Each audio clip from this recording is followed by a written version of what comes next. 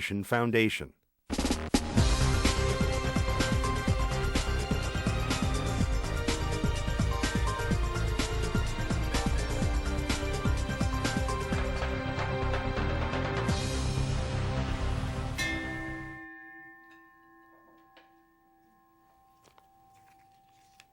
It is now my pleasure to introduce a new Clevelander who is already making a positive mark as a journalist and making positive contributions as an engaged community member.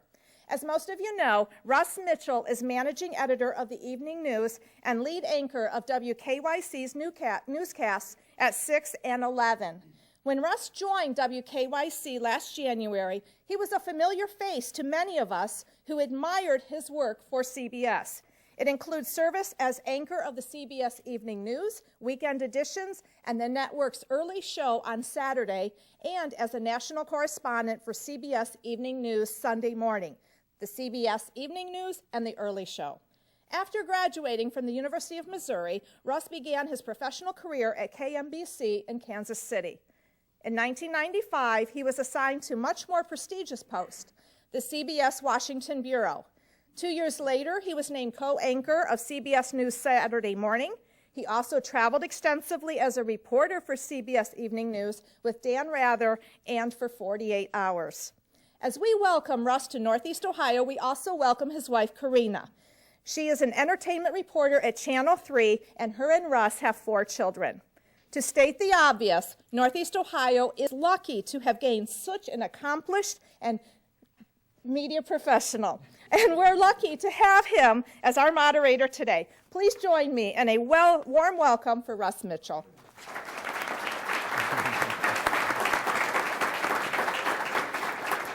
Thank you so much, and thank you. It's always great to be at the City Club at 7 o'clock in the morning after being up at midnight on Channel 3 News. I hope you were all up watching last night.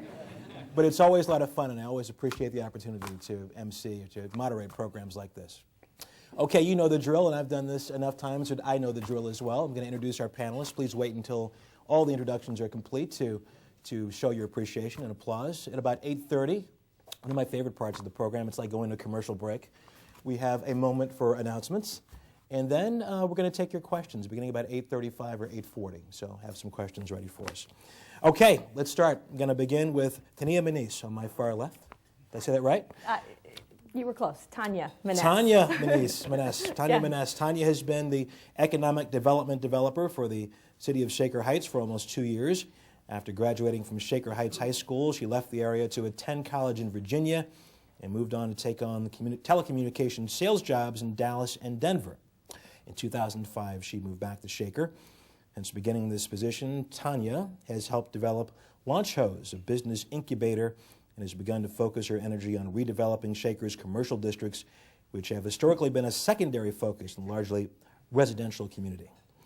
In the middle, Eric Diamond.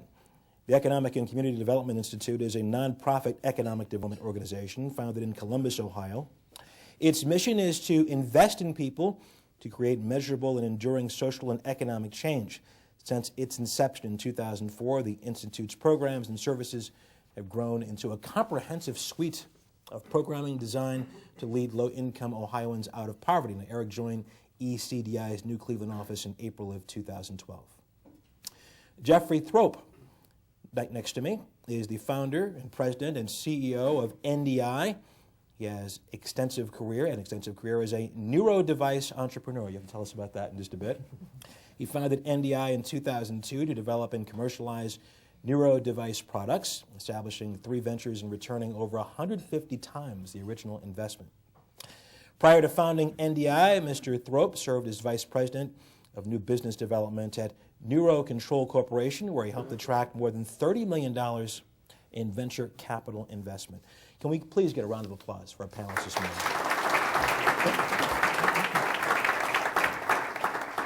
Tania, I'll begin with you, your 2-minute opening statement, the importance, I guess, of small business in the city's economic development plan, since that is your area of expertise. Okay.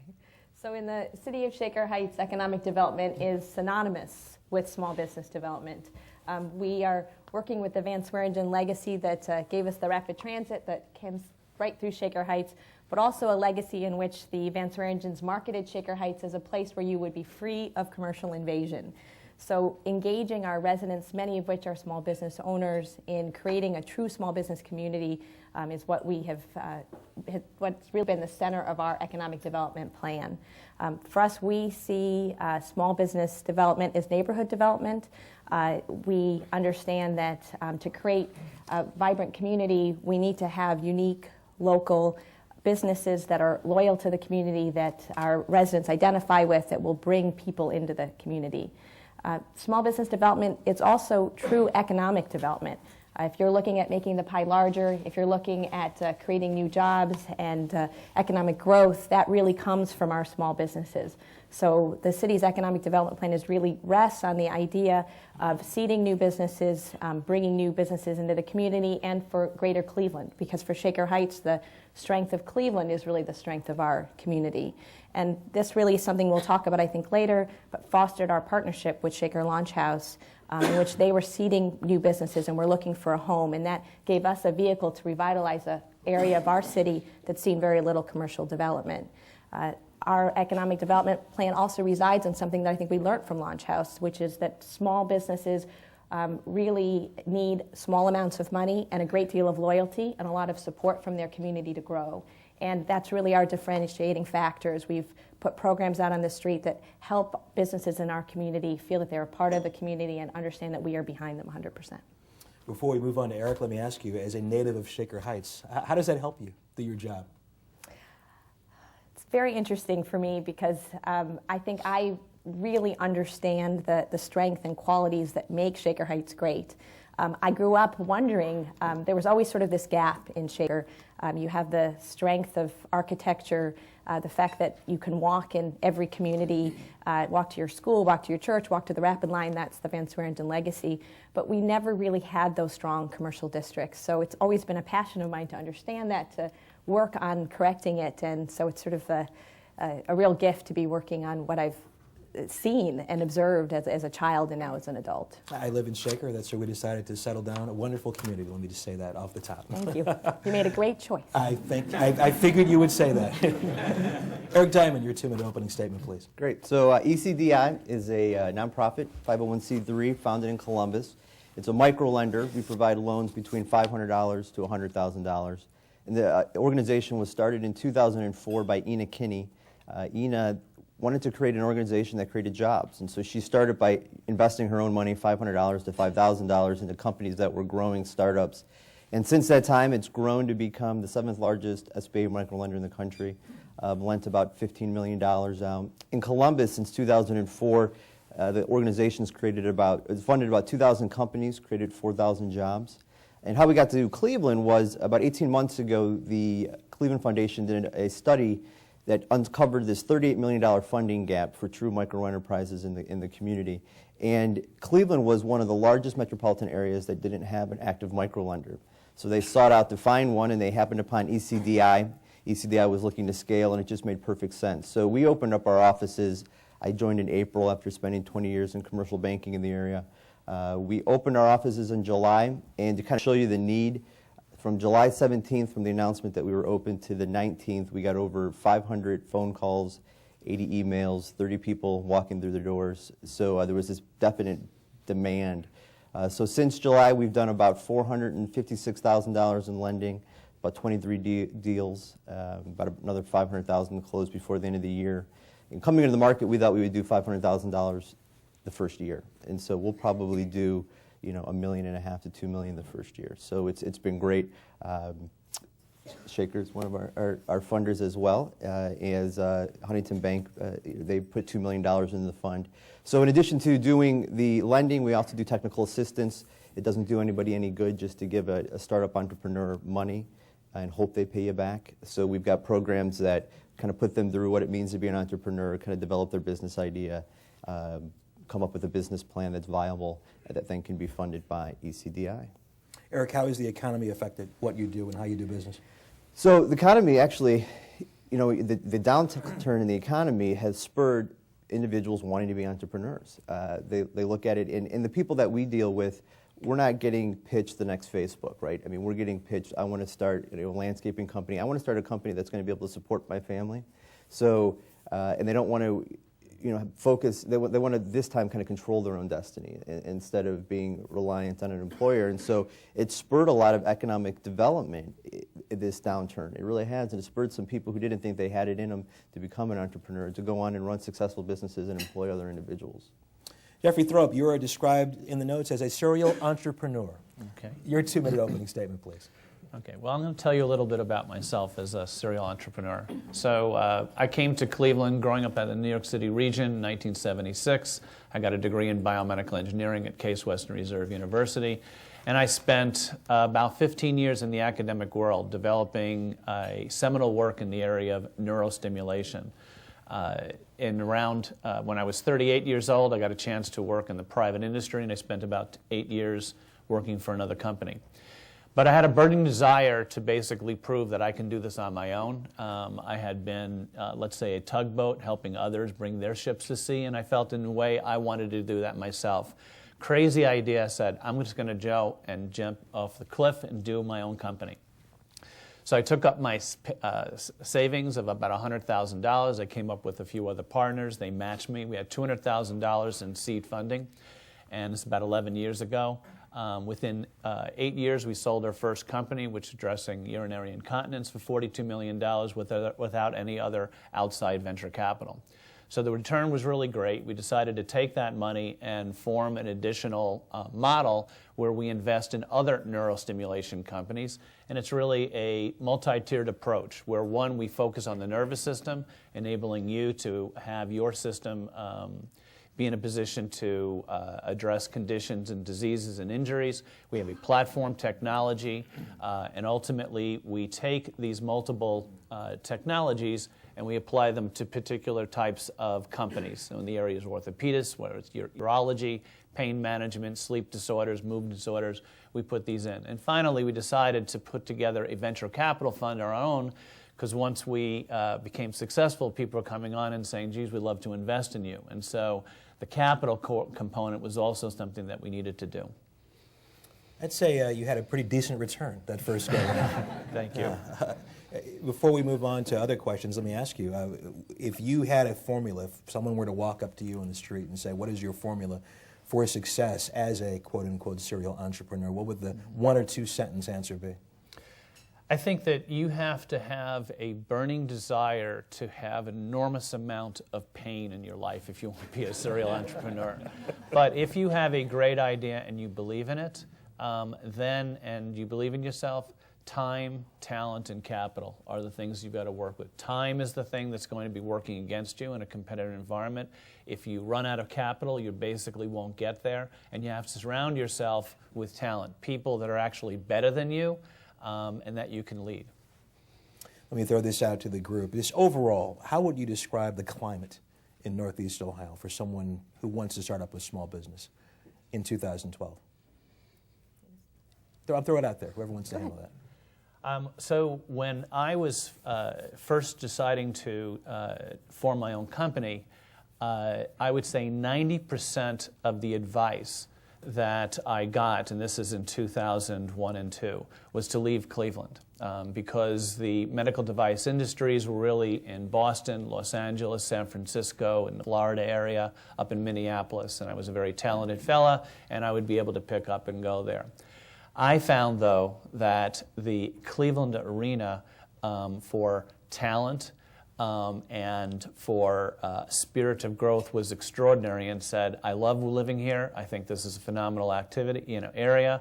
And so I banded with a talented group of people who were truly supportive of me. And I find that Cleveland is the premier environment for moving ahead with your entrepreneurial idea. You have to have, as I mentioned, the time, the capital, and the talent. And I think that you can find those all here, but you also have to have that enduring belief in yourself. We won't tell anybody. Who were the folks telling you needed to leave Cleveland? We're all sworn to secrecy here.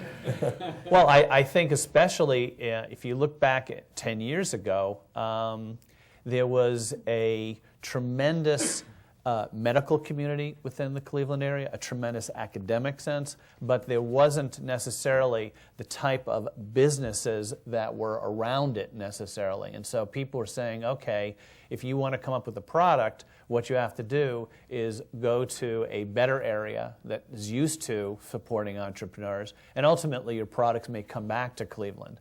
By kind of sticking around with it and having the talented people that was with me, we were in a position to now be part of a burgeoning community of entrepreneurs with extraordinary talent in the area. Tania, your take on the overall climates for small businesses in Northeast Ohio? Oh, I think it's really evolved over the last 10 years since Jeff had his experience. What we've really seen is that the nonprofit economic development engines, those of Jumpstart and Team Neo and Micro-enterise, really set the region up for success in terms of creating an environment where people felt like they were getting support in the community. The story of Shaker Launch House was really filling a gap that I think was still very much not met, of very early stage companies, where it was really more about people. It was about creating an entrepreneurial community, a place where you could fail. And I think that's something that Northeast Ohio has really struggled with. We're an old corporate town where the first thing you want to do is make sure you don't fail. But creating an entrepreneurial environment is all about creating a support system that says that starting your first company, putting a small amount of money into the work, and possibly not making it is really about developing yourself as a human being. And so what Launch House has really been about is this early stage gap that I think has really helped to reverse the brain drain in this community and make people like Jeff and others feel like they can stay here. The founders were told the same thing, that if you want to start an early stage company, you really need to head to the coast for that very early stage. And now I think there's a home for those folks as well. Eric, what's your take on this? I agree. I think if you even look back 5-6 years ago, you just didn't have the individuals like the launch houses and the the Bizdoms that have come to town, the Jumpstarts. Those organizations have really grown to the point where it's created a wonderful atmosphere. And we look at Micro-enterprise, kind of what we do. Cleveland's a great place to do it. It's low cost of living. Coming from the organization coming from Columbus to Cleveland, Ina Kinney, the founder, she's always just been astounded by the level of community and support that these entrepreneurs get in the market. They all want to see each other succeed. I mean, you go into a launch house and could be 10, 11 different companies, but they're all working together to help each other grow. And one thing that was missing was capital, and ECDI has come to town to help fill that gap. But I think it's just been a tremendous revitalization of the area with entrepreneurs over the last 10 years. Eric, when folks come to you asking for money and they have an idea, what's the biggest mistake they make when they walk in to see you the first time? Something they say, something they do that you automatically say, okay, right now we've got to change this about your proposal? Sure. So two things. One is, we'll do loans between, again, $500 to $100,000. And so they come in and we ask them how much they want. They automatically say $100,000. And when we ask them what they'll use that money for, then there's a blank stare. Like, well, anything really. If I can just get the $100,000. The other big mistake is when you're walking through the numbers and somebody shows a loss for the first few months, and then they show they're going to make $1 million in month 4, and you ask them, well, how are you going to get there? And this is what drives me crazy when they say, well, the market is 100,000 people, and all I need to do is get 10% of that in.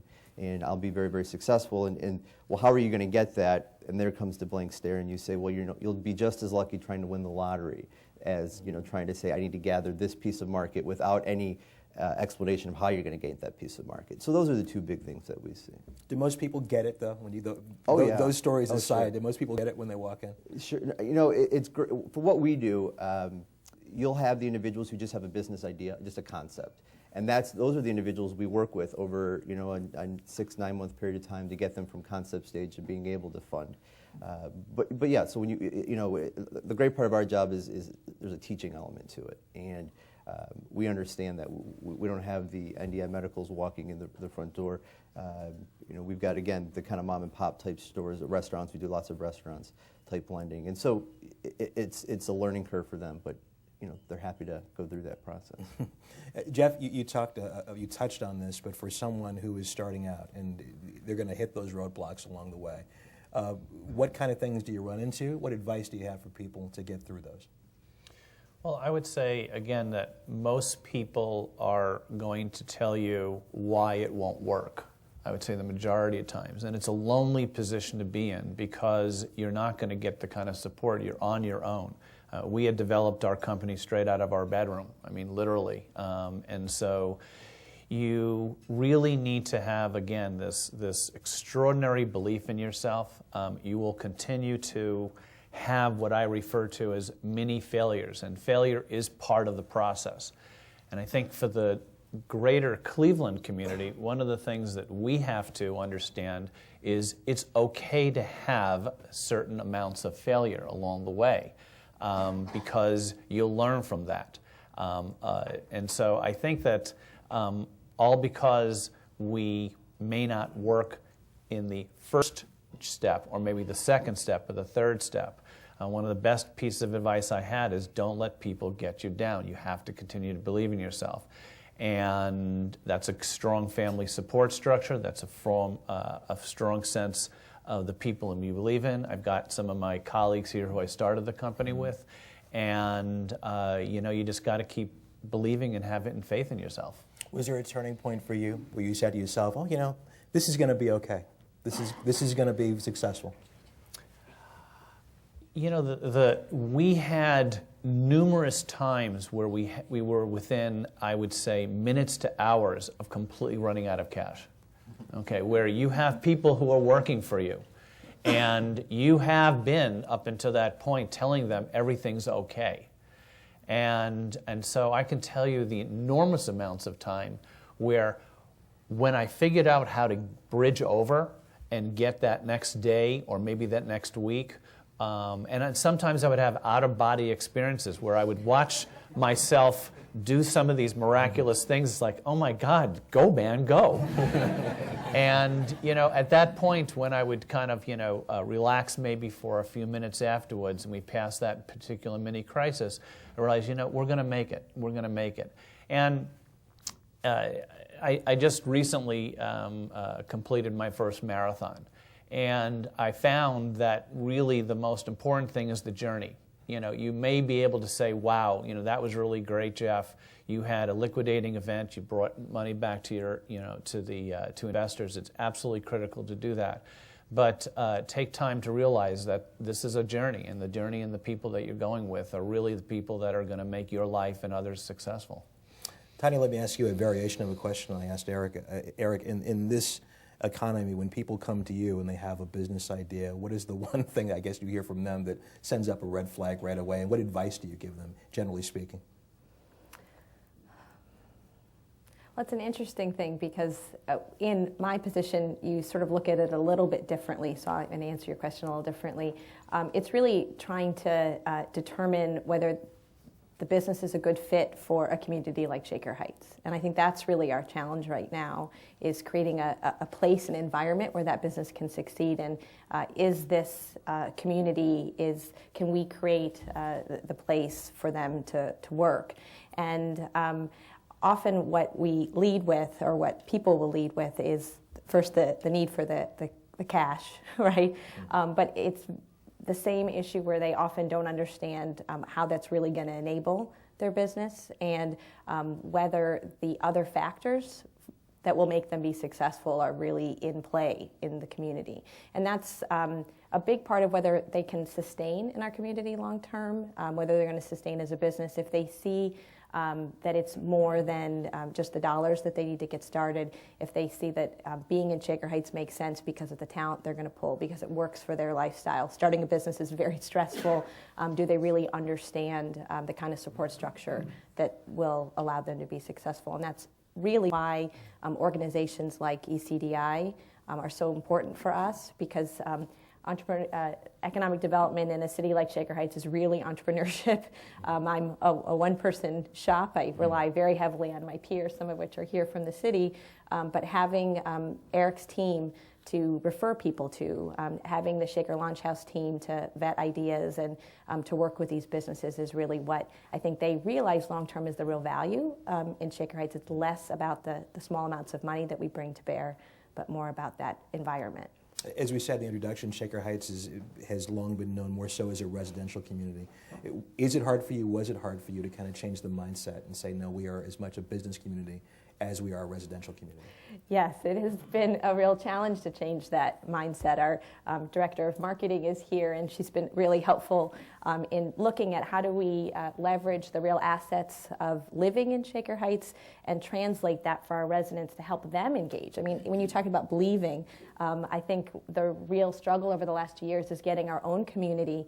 I'm focused on getting the brokerage community and the development community to believe in Shaker Heights as we look to redevelop our Van Aken district. We have all the pieces in place in many ways. The road work is going to get done. We are in pre-development planning. But if we don't have people who believe strongly that we can do this, that Shaker Heights is a good place for business, we really can't succeed. It's now fostering those business relationships and getting our residents to say, we're going to take that extra step. We're going to bring our businesses into the community. We're going to help to lure or encourage that local restaurant to locate here. And that process, in terms of, again, believing in yourself, believing in the strength of the assets we have, is something that I really credit the partners from Shaker Launch House in helping me see, because we do have to take risks. Our mayor took a great risk in investing in the Zout Oldsmobile dealership, but that was a real signal to, I think, the larger business community in Northeast Ohio that Shaker was going to be innovative, that we were going to do things differently, and that we would take risks on people's businesses if they were willing to invest in us. We're going to go to announcements in just a moment, but before we do that, let me just throw this out into the panel as well. As we all know, we just had a presidential election, a Senate election. A lot of races were up for grabs. That's all done and done with, much to the chagrin of my bosses, who made $35 million or something like that on advertising this this political season. But as you look to the next 4 years or so, are you optimistic that the climate is going to get better for fostering small business in this country and in this area specifically? Throwing it out there. Whoever wants to tackle that first?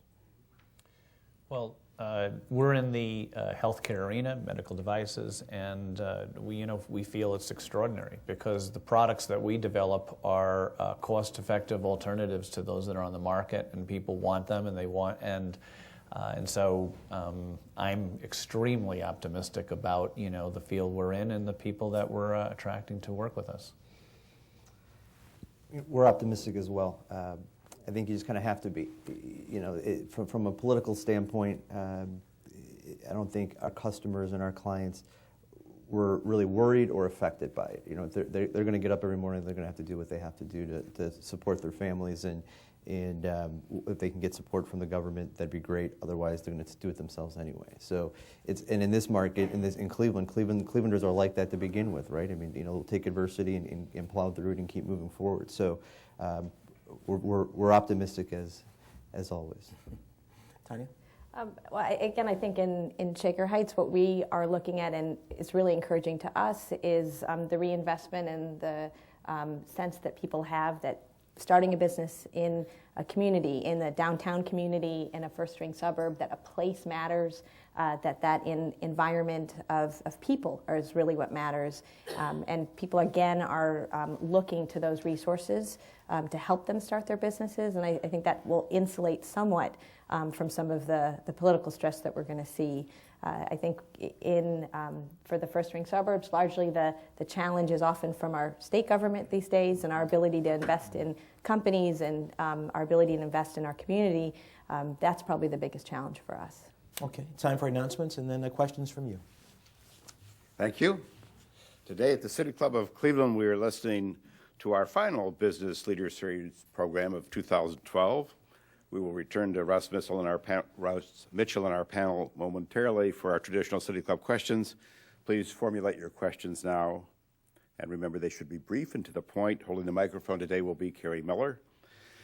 The Business Leader Series is a partnership between the City Club of Cleveland and Inside Business Magazine and is brought to you today with the generous support of Huntington Bank.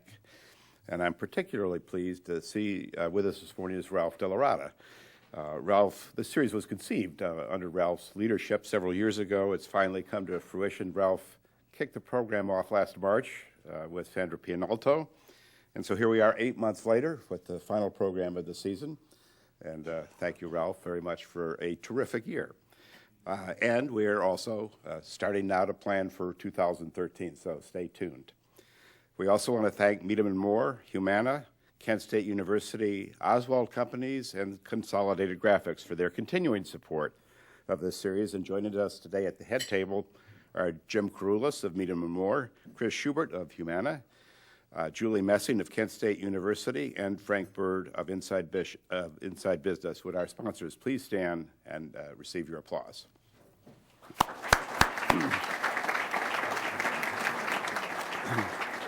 Thank you. We're also pleased to have the continued support of 90.3 WCPN Idea Stream and our broadcast partners, WVIZ, PBS Television. Television broadcasts of the City Club programs are made possible by Cleveland State University and PNC. Our live webcast is supported by University of Akron, and we'd also like to give special thanks to WKYC Channel 3. Now we would like to return to our panel for our traditional City Club question and answer period. We welcome questions from everyone. First question, please. There we go. Someone has one. First question, Eric, can I have $100,000? And I'll give you my blank stare. My second question is, how important are the academic institutions to entrepreneurship, and how are you guys working with either the universities or even down at the high school level to promote entrepreneurship? So with ECDI, that's something that we are really focused on, is partnering with the universities. And so our first kind of forte into that was Case Western Reserve. Excuse me. We had a woman who was looking to start a restaurant in very near Case Western Reserve. She had a wonderful business plan, but her numbers were just off. And she had run a business previously. So what we did was we went to Case Western Reserve, and we got a group of 6 or 8 very enthusiastic MBA students who took her on as a project. And so this year they are focusing on, from finishing her business plan with realistic projections through creating a social media campaign, website, working with the Office of Sustainability. They've been, these students they've been wonderful to work with. This woman is just incredibly grateful for the support that she's gotten from this, and it was free for her. And these students, it gives them real world experience. So we've met with Baldwin Wallace and other universities to begin doing similar programs with them, because we just think it's a great fit to kind of marry what the colleges are doing with entrepreneurs in the region. And I would speak to that as well. I think the real community that's been created at Shaker Launch House has been through the engagement of high school students and our university partners. Shaker Launch House is a CSU Small Business Development Center. John Carroll uses the center as a place for their practicum for their internship program. And what you see is that kind of intermixing of the generations and of high school students who are coming from Shaker Heights High School, Solon, Hawken, all over the region. They really get an opportunity to see what it's really like to start a business, and then their ideas and excitement about the work are infectious for people who are starting later in their careers to maybe try to start a business and are more fearful about the true risks that are involved when you're further along in your life. But that intermixing, I say, some of the most powerful things that happen at Shaker Launch House is because it's a true melting pot, and the age diversity and ideas really come from that engagement of high school and college students. Next question. I'm sorry, go ahead. Well, I was just going to say that, again, we have to continue to recognize that we have a world-class talent pool in medicine and in the engineering area between university hospitals, Cleveland Clinic, Case Western Reserve University, in particular institutions that we as a company and I leverage are second to none in the world. And when you put this together here and you're able to actually have access to that, literally minutes. If you live in Shaker Heights, you're going 10 minutes down and you can actually have meetings with the world leaders who are going to define the key opinions associated with your particular area. You can't really put a value on that. It's just unbelievable. Next question. Thank you. Eric, could you comment on sort of some of the metrics of your customer base, and Tania, you as well, is, what's the sort of success rate of your customers? So if you look at a typical micro lender, an average micro lender has about a 15% default rate. And ECDI since 2004 has been about 6.4%. And again, we believe it's a lot because of that technical assistance that we provide. So from the Cleveland standpoint, we've only been around for a few months, and we have no delinquencies, and we hope to continue that. But if you look at from a perspective of ECDI as a whole, that was interesting. Was someone asked Ina one time, how many millionaires have you created? And she said 14. And she can name all 14 individuals that started with a microloan that's gone on to become a millionaire. So I think micro-enterprise, I think micro-lenders are a very, very needed component. And if done correctly, it can be, done well and without a whole lot of risk. And from the Shaker Lunch House standpoint, the role of government, I think, is a really important piece here. This is a public-private partnership where the city allowed for a home for, it is a private investment fund. And so we can't take credit for their successes, but to this point, there's been about $300,000 invested in about 30 startups at Shaker Launch House, and they've seen a little over $3 million of follow-on funding. The state recognized that by having Launch House be the first accelerator in the state in Northeast Ohio, where there will be a showcase day for their first 10 companies at the end of November. And the real test there will be to see how much follow-on funding those companies bring in over the 6 months after that time frame. Eric, you spoke earlier about how your company doesn't just lend money, you give advice and you guide people along the way. In your business, how unusual is that particular service? Well, it's unusual. It's a different model than a bank, and a different model than a lot of microlenders as well. Microlenders kind of specialize in providing money.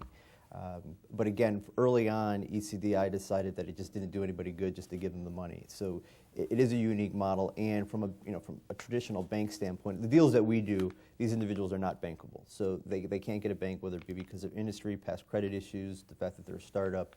A banking model doesn't lend itself to doing that hand-holding of, it's just a yes or a no. And if it's a no, it's, come back to me when you're successful. It's not, let me take your hand and kind of walk you through what it means to be an entrepreneur and the steps you need to take to be successful. So it is a different model. It's much more hand-holding, much more customer-focused. It's a process, and again, it is a different model.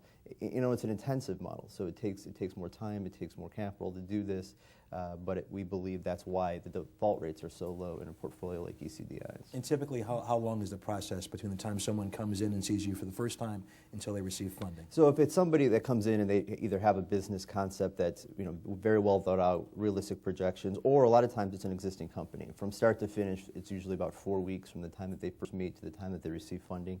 But there's individuals that we've been working with since July that we like them and we think that they're going to be successful. They're just not ready for money yet. They just came in a little early. We wanted to get them the training.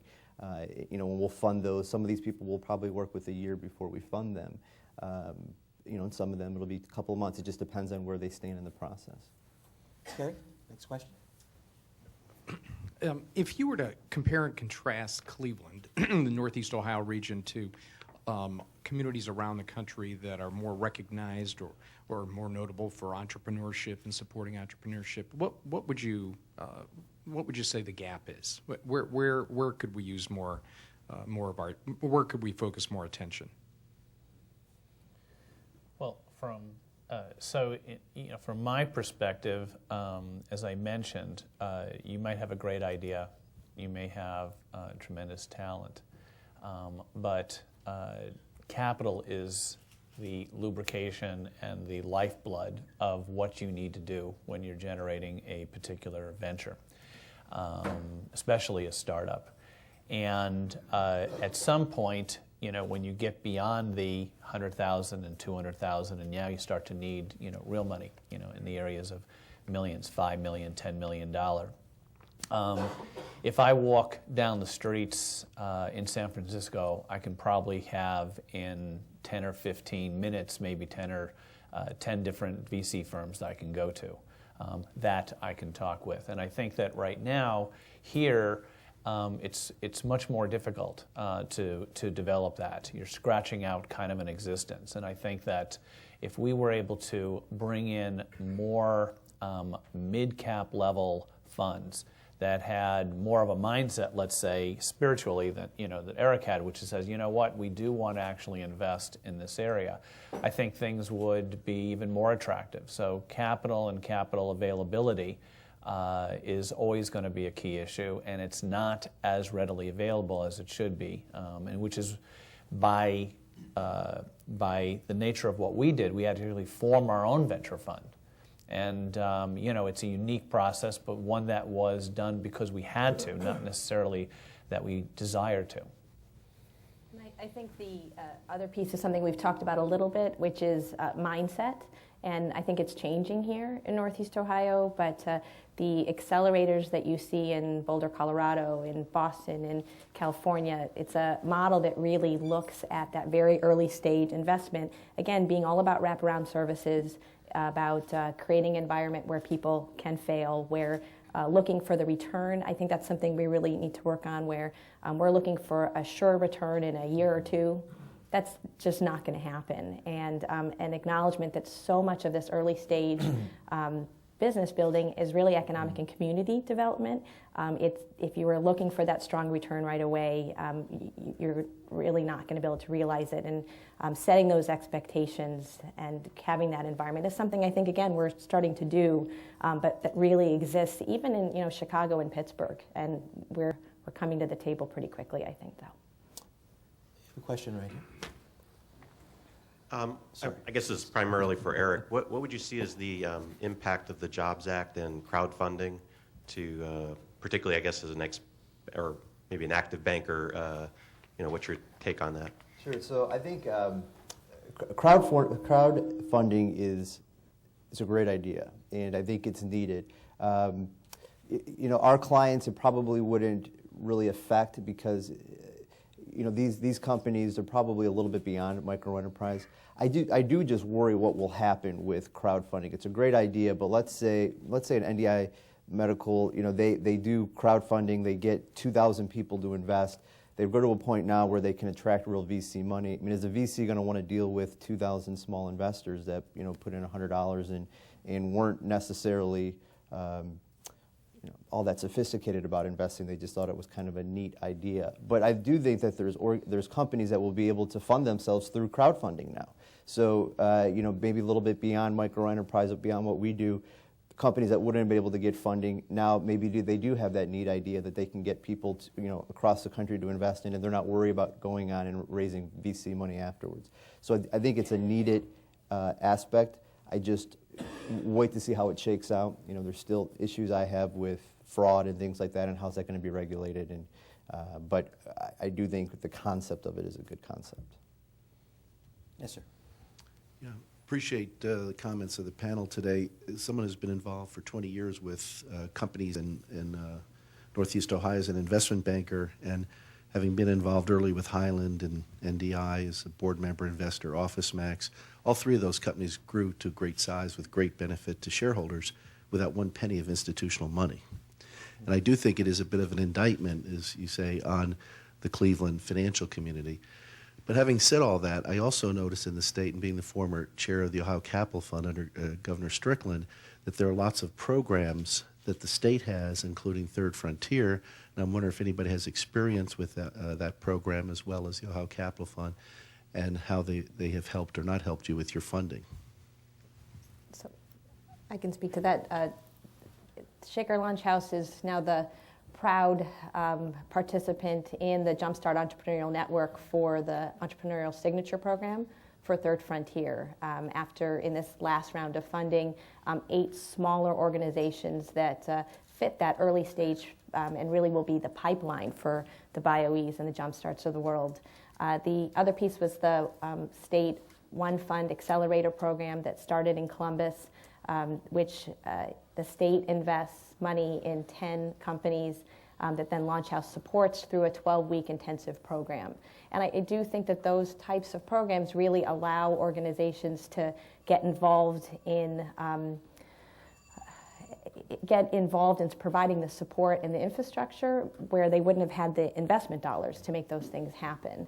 And with that is also that sense of understanding that small amounts of money, the incentive programs that we have in Shaker Heights right now, several people said to me, what difference is $5,000 or $25,000 going to make? And I would tell every one of them a tremendous difference for small businesses trying to get started, to have that leg up, and to understand that not everything, many of them are bankable that we're working with, but they've taken on that bank loan and now they just need a little bit more. Our programs are forgivable loans, so we're looking for a return on investment, but it just gives them a little bit more time to realize that investment.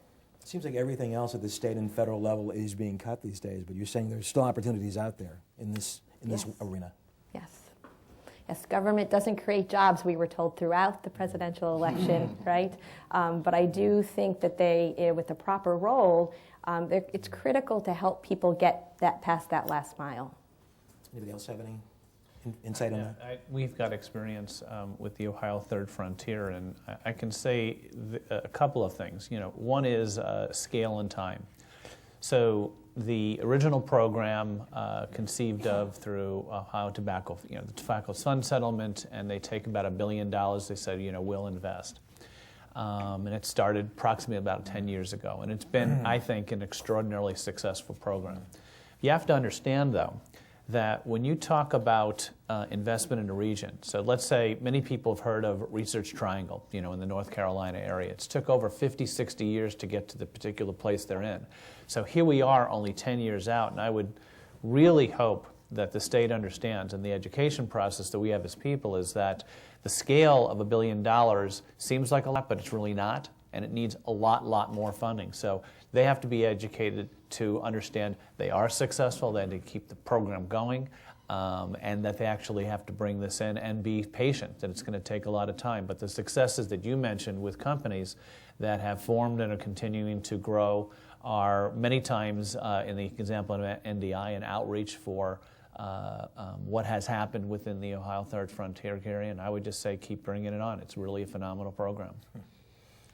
No question right now? Okay. Think about it. We've got some time for at least one or two more. Before we do that, let me ask you about something you said earlier. You talked about, and there are people in business who will tell you that, everything's fine. Reminded me of a story I read yesterday about Mitt Romney's pollsters who on election day were telling him, don't worry, Governor, you're going to win. When people around you are telling you those things, is it easy or is it hard not to believe your own hype because you want to be so successful? I think that you have multiple concentric circles of individuals, and at the end of the day, and so you have to continue to tell people everything's fine, everything's great. Those are your customers, the end users who are depending upon you to ultimately bring a product to market, the investors, the talented people around you. But at some point, you really have to be able to share your deepest thoughts with maybe one or two people and really have what we call open kimono, kind of a naked discussion about here's where we're at, and we really need to tell, I need really to share with this and not be afraid of the consequences of those. And if you can have a couple of people who really you can be honest with, who really you can talk to and give you counsel and not be afraid that they would, of saying, geez, I made a mistake, now what do I do? I think you'll be surprised at how supportive people can be of you. Okay, I'll throw it one more time out for questions. None? Okay. Holding the microphone.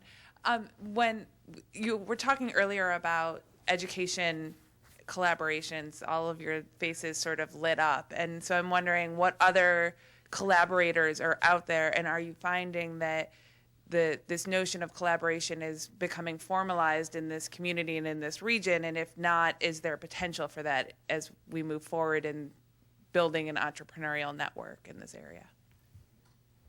So I'm very encouraged by the level of collaboration that we're really seeing in the community. I think people are really starting to understand that the pie does get bigger. Unfortunately, often in the greater Cleveland area, I think people felt they had to compete for resources. There's no question that you have to compete for resources, but for better or worse, these are very lean times, and I think we're all starting to understand that we extend further, we do better, and we really benefit from each other's successes. And it really speaks a little bit to Russ's question of our own hype is really important, that we really benefit from being believers in ourselves, and that there's nothing wrong with not being self-deprecating Clevelanders, but talking about how great we are. And we need that. We need that message to get out. And yes, we are all going to have our own self-doubt, and but that risk is really worth taking, and we have to share that sense of energy. In terms of collaborate, I'm sorry, go ahead. You go right ahead.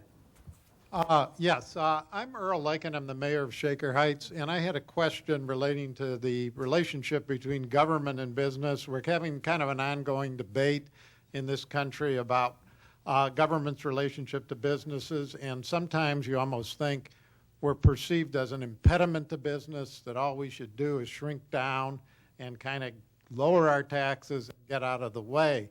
But I and other mayors around the county like to think of ourselves as a partner to business, not only in the sense that we're encouraging business development, as we're doing in Shaker Heights, but also at the county level, but also in the sense that we provide such important services to businesses, security protection, police, fire, infrastructure.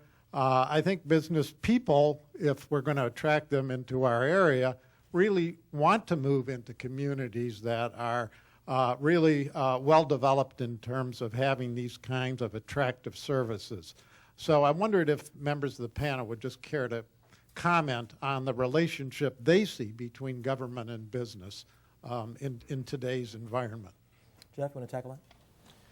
So, in our business, when I think of government, many times there are key large governmental agencies that we have to deal with.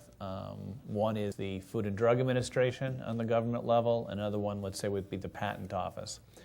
And I mentioned earlier on that one of the key elements that we have to always be aware of is time, because it's competitive. We've got to get our products onto the market faster, sooner, better. Especially if, in fact, end users are desiring them. So we find it to be incredibly frustrating as to how to move the needle, if you will, with an agency such as the Food and Drug Administration, where, to be very frank with you, we feel sometimes the wheels have just fallen off that particular cart and there's no one to talk to. The Patent Office, on the other hand, has had quite a change over the past year and a half, 2 years, where patents are being issuing. So I think it's important to have a good relationship with the private side and the government side, because we are in a highly regulated industry, and we have to have that. On the other hand, sometimes it is frustrating because at some point, who do you actually, quote, speak to? Many times people personify these agencies. Who did you need to go speak to, the government of Shaker Heights. You need to speak to the government, the FDA. It's like, no, who specifically am I, Jeff Thrope, the CEO of NDI, are going to actually talk to? And many times people in your position don't necessarily have the direct relationship where it's like, okay, Jeff, just call Earl. And so I think that if we could cut right through it and have a much greater frank dialogue between the private and the government side and say, here's what I'm trying to do, what can you offer? And you can say, here's what I'm going to do, what can you offer? We'd be a lot better. And Tania, in Shaker Heights, you're the person there who is going to provide that, right? Absolutely. Absolutely. It's about 9 o'clock. I'm going to wrap up here. I want to thank you for inviting me to this. I want to thank you and congratulate you on a successful series this year. I have 3 words for you for next year. Happy Hour series. Try that next time. Tania Menesse, Eric Diamond, Geoffrey Thrope, thank you so much for coming in. Appreciate it. Fascinating discussion.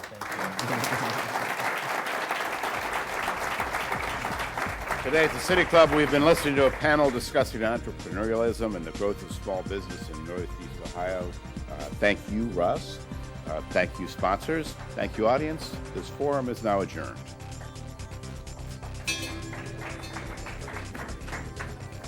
For information on upcoming speakers or for podcasts of the City Club, go to cityclub.org.